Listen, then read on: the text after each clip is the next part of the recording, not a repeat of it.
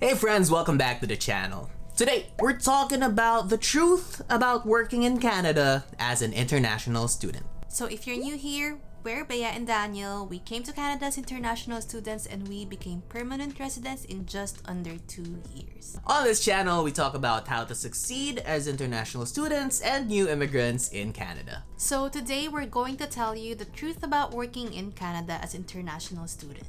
Let's go! So as always, we like to get right into it. And hey, at any point in the video, feel free to check the description below for the timestamps to each section that we'll talk about. Now, this would be very subjective. It would ultimately depend on your situation and the type of person that you are. But we'll give you 5 truths about working in Canada as an international student. So number 1, you can only work a maximum of 20 hours per week. Number 2, you might take on jobs that you've never considered before. Number 3 is you might just earn enough to get by. Number 4 is you might have a hard time balancing school and work. Then number 5, it could be very challenging. So now we'll talk more about each point. So number 1, you can only work 20 hours per week. As a full-time international student, you can only work a maximum of 20 hours per week. You can work less, but you cannot exceed the 20 hours. Now, why is that? It's because that's the rule here.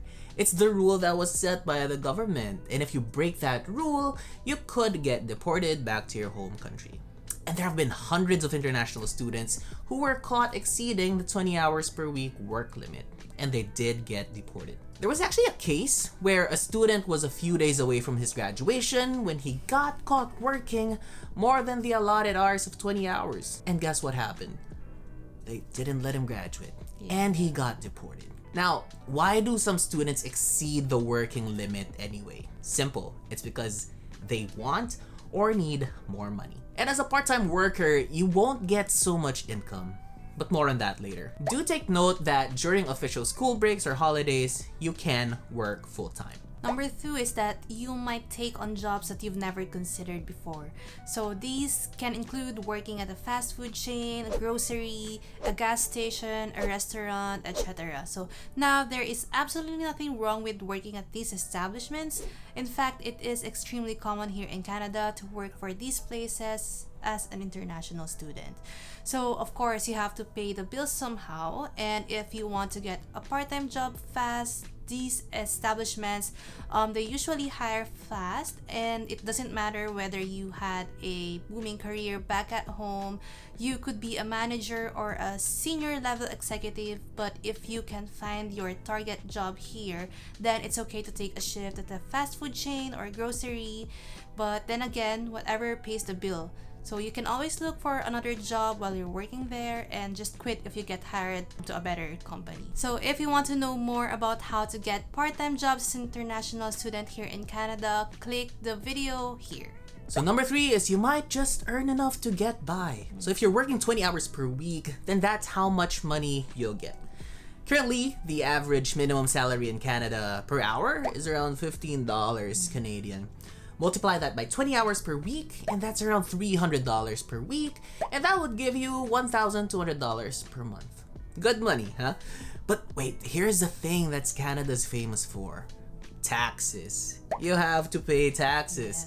The reason why healthcare here is free and kids study for free is because everyone pays a huge amount of tax. So from that $1,200 per month, depending on your province, your tax will be more or less $200, and that leaves you with a net monthly salary of around $1,000. Now, based on the video that we made before about expenses, the average monthly expenses of an international student in Canada is around $1,000. So if you do the math, there's a possibility that you'll live paycheck to paycheck. Do note that this greatly varies on your accommodation, lifestyle, spending habits. And again, this is a case-to-case basis and would ultimately depend on your actual income and monthly expenses. And then number 4 is you might have a hard time balancing school and work.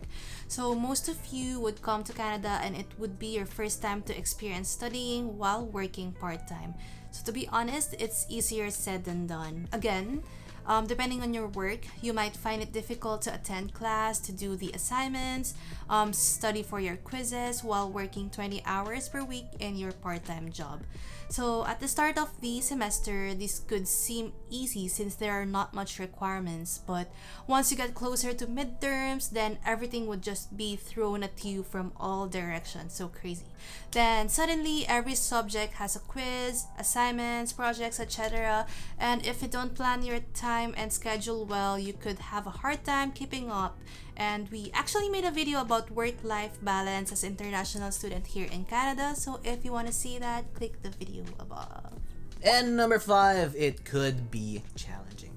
Last but not the least, if we haven't stressed it enough, being an international student could be challenging. The most common challenges are not being a native English speaker, so it's quite difficult for you to understand your lessons, not having enough money to pay for your tuition fee, not having enough money to pay for your rent, being tired all the time because you're struggling to balance work and school, and your mental health can take a toll on you because of all the stress. And another thing is not being able to find a decent job, missing your friends and family back at home, and many more. To be honest, the easiest part about becoming an international student in Canada is actually enrolling at your school and getting here. That's the easy part.